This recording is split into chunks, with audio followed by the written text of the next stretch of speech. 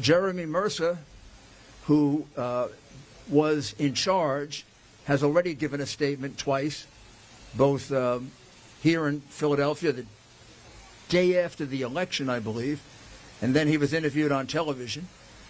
Jeremy will basically corroborate the statements that were given about the fact that he was there for 21 hours and then again for another couple of hours. He believes about 300,000 ballots went through. He was unable to see any of them. He requested an opportunity to do so numerous times. Then they went to court. They got an order that they could be 6 feet closer. They were put six feet closer, and the tables they were observing were put at least 6 feet further away, or the people moved to tables that were further in the back. The other witnesses who we've interviewed, and we've interviewed about half of the 50, all corroborate to a T exactly what you see here, that they thought they were going to show up to do an inspection. Some of them had inspected absentee ballots before, where you're shown the ballot. The Republican is shown the ballot. The Democrat is shown the ballot. Neither objects, you put it in. If either objects, you put it aside for discussion later. Nothing like that happened here at all. This is a gross miscarriage of the process that would assure that these ballots are not fraudulent. It's a fraud, an absolute fraud. I mean, you can't just submit these ballots and not have them checked. They're highly suspect ballots, mail-in ballots.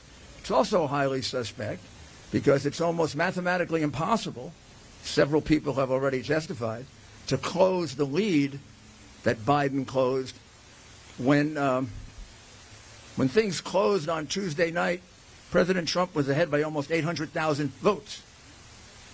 And it took a couple of days to be able to produce enough ballots to bring it down. Now, could some of those ballots have been manufactured in advance by the Democrat machine of Philadelphia? It wouldn't be the first time they did it. And then exactly why didn't they want the ballots inspected if the ballots are legitimate? It seemed to me, knowing the suspicion that would exist on a political machine like this, with the reputation that it has, you would go to the extra extent to be transparent. Instead, they went to an extra extent to be secretive, as did the Democrat Party in pretty much the cities they control as a machine like this one. Because although we don't have as many complaints yet, we've got about 12 in Atlanta, we've got about 15 in Detroit, we've got about 20 more in the rest of Michigan. I would say in at least 10 states now, we have complaints almost exactly like this.